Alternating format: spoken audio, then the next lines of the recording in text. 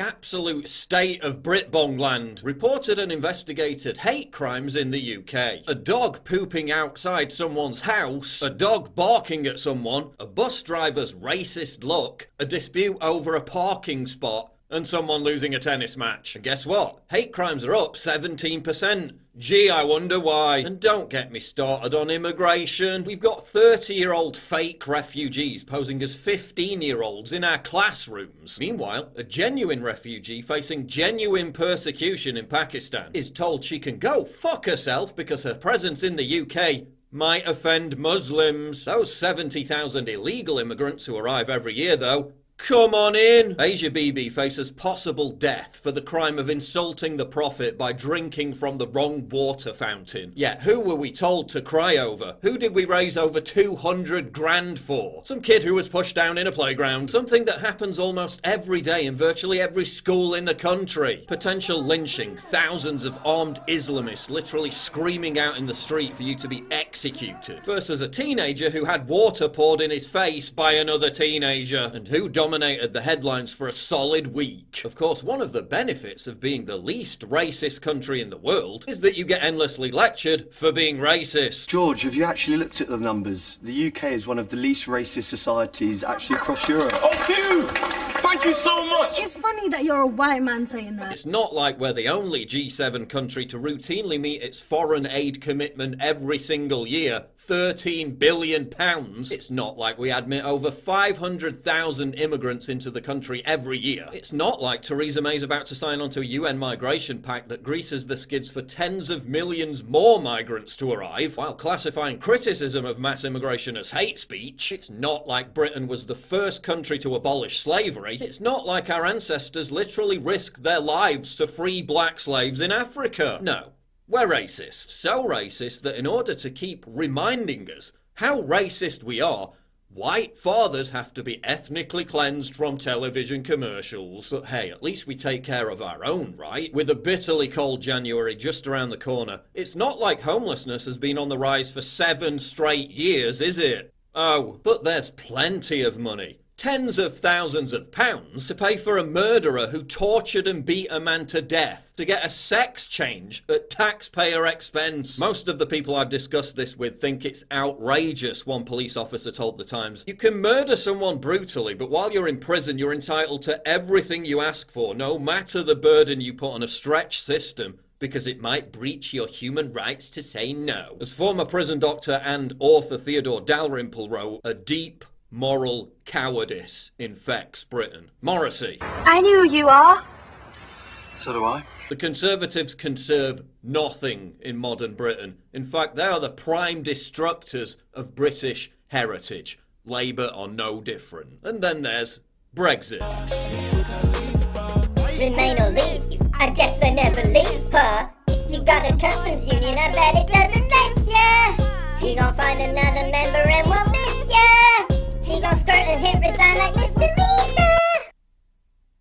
Let's just be honest, save some last-minute miracle. Brexit isn't happening. But who cares about such petty things as sovereignty and democracy when there's a chance, just a chance, that we might have to wait a bit longer to have our coffee served in Pret? To send them back. For anybody else here who works in London, who would be serving our coffee in Pret? Who would be selling us our sandwiches in Pret? The horror! Gotta top up those Euro trash wage slaves! When are we going to get a leader who isn't a national embarrassment? When are we going to get a leader who truly represents the interests of the British people? I am the king.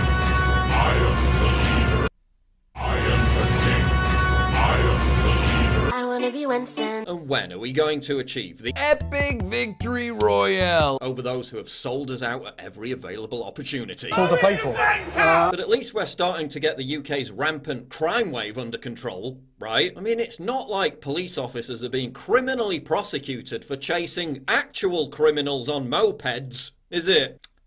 Oh, it's not like after a huge cover-up of grooming gangs in South Yorkshire, it's not like while there are currently 98 investigations into the response of South Yorkshire police to grooming gangs in Rotherham, that South Yorkshire police posted a tweet encouraging people to report insulting comments online that don't even qualify as hate speech, is it? Oh, but don't worry, because they've got plenty of time to investigate mean tweets, because it's not like only 9% of actual crimes end with a suspect actually being charged, is it? Oh. But instead of spending money on more police patrols, the government, in its infinite wisdom, is spending money on pushing news stories about violent crime in London down in search result rankings. Yeah, burying the news won't stop people from being stabbed and acid attacked.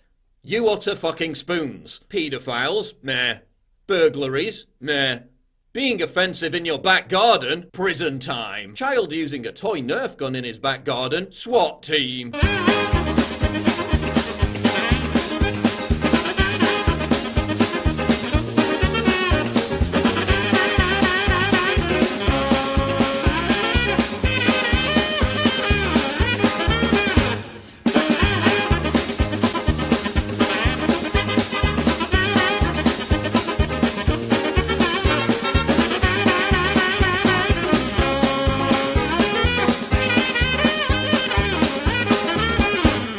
Hey, arrest rates for offensive speech are up 900%. Good to know the really dangerous criminals are being caught, right? An Asian journalist visits London to sample its world-famous diversity. Within minutes, we walked by 3 other mosques which were vibrant and filled with young men coming and going. We passed a church which was closed and decrepit, with a window that had been vandalised with eggs. We squeezed by hundreds of residents busy preparing for the Eid al-Adha holiday. Girls in hijabs gathered around tables to paint henna designs on their hands. All the businesses had a religious flair. The eateries were halal. The fitness centre was sex segregated. And the boutiques displayed modest outfits on mannequins. Pakistani flags flew high and proud. I never saw a Union Jack. But hey, besides all of this, at least London remains aesthetically pleasing, and isn't having its already ravaged skyline raped by a giant glass dildo.